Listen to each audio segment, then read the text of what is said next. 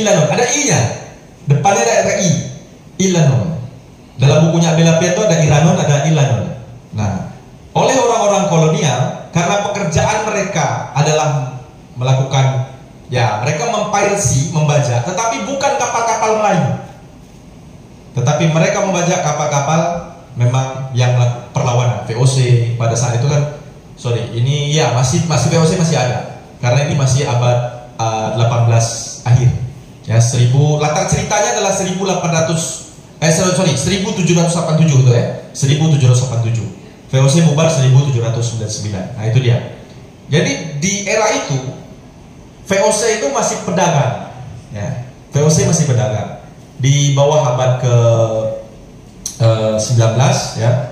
Artinya masih di abad ke 18 VOC itu masih perusahaan dagang.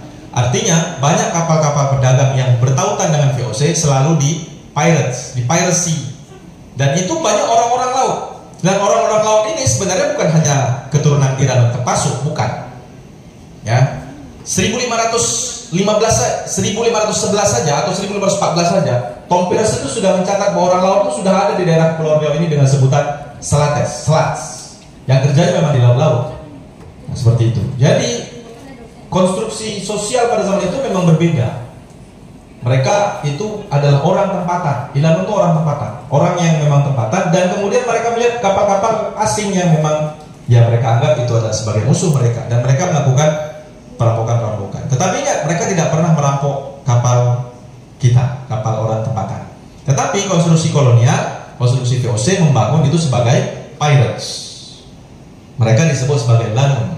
Maka disebut situlah, makanya Lanon dibilang indikasinya jahat, padahal bukan. Itu nama suku, nama sebuah peradaban dari Tempasuk. Oke. Nah, makanya novel ini menguatkan identitas kultural itu agar para pembaca tahu bahwa ini loh benang merahnya, bahwa kata Lanon bukan konstruksi yang jahat, bahwa dia merupakan satu sosok perlawanan terhadap kolonialisme, dan ada identitas historis yang harus diterangkan juga. Nah, lewat novel ini Dato' Rida bukan hanya menggunakan sejarah sebagai sebuah pengetahuan, tapi bagaimana pengetahuan itu disampaikan kepada pembaca dengan lewat tokoh-tokoh yang ada. Kalau adik-adik baca langsung, atau kalau misalnya adik-adik membaca novel sejarah langsung, mungkin adik-adik agak malas gitu ya. Karena novel sejarah itu kadang bingung mengimajinasinya seperti apa. Tapi kalau dilewatkan cerita yang masa lalu dan masa sekarang, seolah-olah novel itu bercerita tentang sejarah, tapi dia berada dalam lingkup kekinian. Nah, itulah hebatnya. Saya pun belum berhasil membangun novel seperti itu, tapi Dato' Rida dengan beberapa novelnya berhasil seperti itu. Next. Nah, ini latarnya banyak di laut. Nanti kenapa saya jelaskan banyak di laut selanjutnya. Ini terlalu panjang. Oke. Pendekatan historisisme baru. Nah, pendekatan ini coba mengkonstruksi, ya. Jadi pendekatan historisme baru ini melihat teks sastra sebagai bagian dari wacana sejarah kontemporer. Dato' Rida Kaliansi secara eksplisit menerapkan prinsip ini dengan menjadikan novel sebagai dialog dengan sumber-sumber tradisional. Nah, novel sebagai dialog dengan sumber-sumber tradisional. Sumber novel ini tentunya banyak. Salah satunya adalah Tufat Al-Nafis. Tufat Al-Nafis. Adik-adik pernah dengar itu buku? Pernah dengar? Mungkin yang sering baca sejarah, adik-adik kalau mau belajar sejarah baca Tufat Al-Nafis. Itu betul kata Dato' Rida tadi. Dia seperti novel sejarah, tapi ditulis pada zamannya. Ada lagi yang lebih, ada roman lagi. Kalau ada baca Sulalatu Salatin, itu sejarah, tapi dia seperti hikayat, seperti novel. Karena Tun Sri Lanang menulisnya masih banyak percampuran dengan mitologi. Itu karena penulisan di abad itu seperti itu. Nah, kalau adik-adik baca sumber tradisional, ya, saya yakin dan percaya, jelak kata orang Melayu, jelak. Saya baca Tufat Al-Nafis itu 1 SMA. Tahun 2022. Adik-adik di mana tuh? 2002. Baru lahir. Belum lahir. Saya sudah baca Tufat Al-Nafis. Karena saya suka baca Tufat itu kenapa? Saya sempat buat silsilah sendiri. Walaupun silsilah sudah ada. Ya, 2002 saya baca Tufat. Mungkin adik-adik sekarang baca Tufat mungkin bingung bahasanya. Saya sampai sekarang aja masih bingung. Ada beberapa yang saya bingung kan? Karena konteksnya berbeda, apalagi baca yang beberapa versi yang berbeda. Nah, kalau adik-adik baca langsung sumber tradisionalnya, mungkin tidak akan sampai sejarah itu. Tapi inilah peran para penulis, bagaimana dia mereplikasi sebuah tulisan dengan pendekatan yang lebih baru. Nah, Dato' Rida Kaliansi menggunakan media novel ini untuk berdialog, ada proses dialogis dengan pembaca, supaya ini loh sumber-sumber sejarah kita. Dan sejarahnya valid. Jadi dalam novel ini, meskipun ada tokoh imajiner, sejarahnya tidak dibolak-balikkan. Ya, kecuali novel-novel lain nanti saya cerita. Tapi di novel ini, sejarah itu ditulis dengan validasi yang sangat tinggi. Cerita tentang bagaimana Sultan Mahmud memanggil Lanun Tempasuk, itu terjadi dalam sejarahnya itu tahun 1787, tepatnya 13 Mei 1787. Orang Lanun itu pernah sampai Tanjung Pinang, pernah. Dan itu pernah menghancurkan Pulau Bayan. Tahu Pulau Bayan? Ayo tak tahu Pulau Bayan. Nah ini lain universe masalahnya. Adik-adik nontonnya Spider-Man, Doctor Strange, lain universe ya. Pulau Bayan itu pulau yang dekat depan Rimba Jaya. Tahu Rimba Jaya? Miramen lah apa itu ya? Tomoramen ya Pak Lipa ya? Tomo restoran. Itu depan pulau itu ada pulau kecil namanya Pulau Bayan. Itu dulu tempat pernah bekas Presidenan Riau. Seorang Belanda pernah duduk di situ namanya David Rugde. Dan sekumpulan Iranun yang dari Tempasuk itu pernah menghancurkan itu. Dan itu terjadi secara fakta sejarah. Tetapi itu dari sumber aslinya. Di dalam novel ini diceritakan sedemikian juga. Itu bagusnya. Jadi novel ini menceritakan satu sejarah dengan yang soft. Jadi sejarah yang diceritakan tapi tidak langsung pada sejarahnya, melewat tokoh lain. Nah, itu dia. Itu namanya pendekatan historisme baru.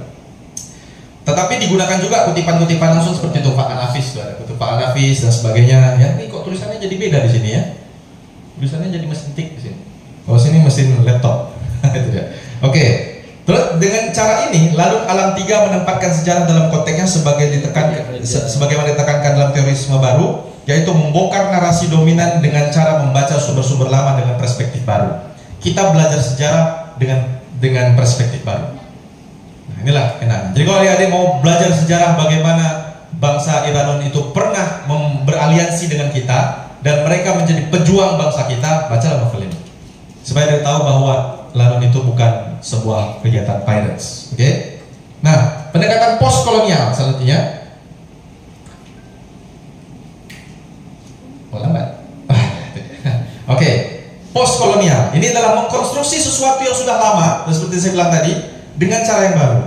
Jadi novel ini berusaha dengan pendekatan postkolonial. Dato' Rida mencoba menyucikan citra Lanun tadi. Jadi dengan tokoh Nadine, dia sebagai keturunan Iranun, dia mencari identitas kulturalnya dan bagaimana pembaca tahu bahwa perjalanan seorang suku sekumpulan Iranun ini, bagaimana perjuangannya, aliansinya itu diceritakan dalam novel ini. Makanya bukan hanya sekedar cerita, tapi cerita di dalam novel ini mengandung suatu konstruksi sosial yang baru yang para pembaca tahu. Kalau ada mau baca ilmiahnya ada. Gampang, ada cari aja buku Abil Labian. Itu sudah jelas membicarakan tentang orang laut, raja laut, dan apa satu lagi itu. Dan 3 subjudul. Nah, ya, raja laut Abil Labian. Itu ilmiahnya. Tapi adik-adik ini kan kalau baca buku ilmiah saya tahu lah, mahasiswa saya tahu bagaimana kuatnya baca buku ilmiah. Paling dia 1 halaman dia udah mimisan sedikit, panas badannya. Tapi kalau baca novel enak. Saya ini tak sadar sudah setengah, sudah habis gitu ya. Novel karena dia jalan cerita. Kita berimajinasi. Tapi kalau baca buku hasil disertasi coba. Apa nih? Baru setengah udah malam mulai ngantuk berat. Jangan kan Anda, aku saya lah. Saya baru baca setengah buku disertasi udah ngantuk gitu ya. Nah, itu. Kalau baca ilmiahnya gampang. Tapi di usia adik-adik, saya kira yakin tak percaya, buku itu dibaca, ilmiah itu dibaca. Tapi adik-adik lebih suka membaca sesuatu yang agak fresh. Nanti mungkin boleh diminta dengan panitia bukunya, PDF-nya. Karena bukunya tidak tersedia banyak gitu ya. Nah seperti itu. Nah teori yang menggambarkan novel ini adalah pendekatan postkolonial, yaitu menyucikan citra Lanun sebagai label kriminal. Ini dulu tuh dianggap kriminal karena sudut pandang, point of view. Kalau bahasa sekarang apa? POV. Point of view. Point of view-nya adalah point of view kolonial. Karena yang jadi korban siapa? Kolonial. Nah, jadi dianggap Iranun sebagai pelaku, ya. Jadi seperti itu. Makanya dalam novel ini itu mau dikonstruksikan oleh Dato' Rida bahwa Lanun bukanlah sebagaimana yang diceritakan seperti sekarang. Nah, Nadine sebagai tokoh di dalam novel ini adalah dia memiliki akar tradisional, mencerminkan konsep hibriditas, modern dan tradisi berpadu. Dia sebagai orang yang hidup di zaman sekarang, tetapi dia juga mencari jati dirinya sebagai keturunan Iran. Next. Dan pendekatan postkolonial ini itu sebagaimana sudah saya katakan tadi. Next, selanjutnya. Next. Ini kepotong ya. Oke. Nah, di novel ini juga mensajikan satu konstruksi latar yang memahami bahwa wilayah kita ini adalah wilayah maritim. Jadi kalau kita kehilangan semangat kemaritimannya, itu sangat sayang sekali. Karena banyak peradaban di zaman dahulu itu yang mencerminkan satu latar yang sangat maritim. Nah, maka di novel ini ada banyak kawasan-kawasan sebagai latar yang dibangun oleh Torida. Itu wilayahnya maritim. Makanya novelnya berjudul Alam Tiga, sebuah pulau dekat Pose itu sekarang ya. Sebuah pulau dekat Pose. Dan daerah itu daerah kepulauan, Pose itu kepulauan. Siapa anak Dabuk sini? Ada anak Dabuk. Tahu kan Pose kan? Ya, itu dekat pulau kan? Kadesnya tuh mahasiswa saya, alumni. Jadi udah tak betul lapornya pada saya. Ya, Kades Pose itu mahasiswa saya. Ya, siapa nama kadesnya sekarang? Atau? Oh, ini bukan orang desa. Dia orang kota. Ya, kadesnya itu mahasiswa saya, alumni saya, pembimbingnya juga saya. Jadi kalau kita tahu saya bilangnya ke saya. Nah, daerah situ itu adalah daerah pulau-pulau kecil. Nah, jadi latar maritim itu kehidupan zaman dahulu mencerminkan bagaimana peradaban terjadi itu di maritim. Dan kata lanun itu dikonstruksi oleh kolonial itu juga karena latar maritim, perdagangan laut. Dia tidak dikonstruksi di darat. Nah, maka kita sebagai makhluk maritim itu harus bangga dengan kelautan kita. Dan disitulah kita belajar sejarah mengajarkan kita untuk kembali ke masa lalu kita, bukan untuk mengenang, tetapi kembali ke masa jati diri kita tentang kemaritiman. Selanjutnya, nah ada simbol-simbol yang dibangun. Di dalam novel ini ada simbol laut pasti. Ada perahu dan ada bendera hitam. Bendera hitam itu kalau lanun sekarang, Anda kan kalau lanun kan suka nonton apa? One Piece ya, One Piece. Itulah. One Piece itu konstruksi pirates ya. Makanya lambangnya apa? Tengkorak, bendera hitam dan tengkorak. Perlawanan. Ya, perlawanan. Tetapi kalau dalam Pirates Caribbean yang dilawan pasti pemerintahnya gitu ya. Siapa? Johnny Depp itu siapa namanya? Nama tokohnya? Jack Sparrow. Oke, Jack Sparrow. Nah, itu Jack Sparrow itu pirates. Nah, sebenarnya bendera hitam itu adalah simbol perlawanan terhadap kejahatan. Jadi sekarang tergantung point of view-nya jahat yang mana, begitu. Dan kata lanun sekali lagi bukan diidentikan dengan pirates dan tidak selalu diterjemahkan sebagai piracy. Itu dia. Kata lanun selalu tidak diterjemahkan dalam kata piracy. Berbeda. Orang Barat pun tidak menyebutnya menerjemahkan kata pirates itu dan kata lanun. No, ya seperti itu. Perampokan hanya disebut piracy. Oke, rob bukan robber ya, bukan perampok, bukan seperti itu. Oke. Nah itu di dalam ini ada simbol-simbol. Ini kalau kita pakai teori struktural tadi ada simbol-simbol di dalam itu yang menyatakan bahwa kehidupan bangsa kita pada zaman itu adalah kehidupan maritim dan di dalamnya ada konstruksi sosial yang sangat menarik yaitu bangsa Iran tadi. Nah, satu sisi kalau mungkin generasi ini muda dengan kita atau kalau tidak membaca teks-teks yang konvensional juga, nanti dia akan sesat juga loh. Lebih memahami cerita fiksi, apalagi sekarang mungkin macam Torendra ini kan suka AI itu naik lingganya apa 19 keluar foto-foto video-video apa 19 semua dikeluarkan semua. Nah kalau itu tidak ada kita baca buku-buku konvensional bahaya juga. Saya baca misalnya Christian Engelbeck, dia datang ke Daik tahun 19 itu. Dia menggambarkan istananya, pagarnya dari bambu aja. Rumah-rumah di belakang istana itu rumah-rumah kayu, lampu katanya. Nah, sementara gambar AI kan megah kali itu, lebih di istana Siak itu. Ya, jadi itu mungkin menurut saya bagaimana Torida dan Rendra bagaimana memberikan kita dan Buga melalui novel-novel sejarah Torida ini tahu tentang Pulau Riau kan, karena di buku konvensional membahas tentang enggak Nah, orang tahunya tentang kerja Melayu ini dari novel-novel sejarah itu. Di tantangan menulis itu, bagaimana generasi muda bisa nanti membedakan mana yang sejak kisah novel kemudian dengan fakta-fakta yang sejarah yang ada. Kalau enggak dengan zaman sekarang kemajuan ini campur baur nantinya, TikTok dan sebagainya, belum lagi bercampur dengan folklore ciptaranya.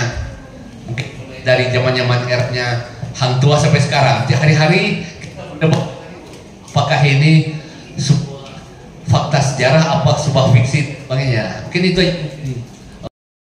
ada di mana tentunya dalam sebuah penelitian terbaru DNA orang Melayu dengan orang Jawa itu hampir sama. Ya, orang Jawa itu orang Melayu juga sebetulnya. Ada teori Sunda Plate namanya. Setelah itu asal-usul orang Melayu ada di mana-mana. Jadi orang di Jawa, orang di Maluku, semuanya itu kan orang Maluku, dan termasuk orang di Medan, Sumatera Utara itu orang Melayu. Nah, dalam konteks hubungan, orang-orang di Deli itu kan pakai gelar tengku kan, kebanyakan seperti itu kan, langkat tengku. Nah itu dari mana tengku itu?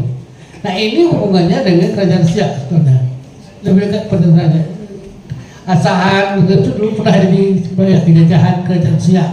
Karena itu di sana ada gelar tengku segala macam, itu bagian dari, jadi ada hubungan seperti itu. Tapi kalau dengan Kepulauan Riau tak ada hubungan langsung kesejarahan.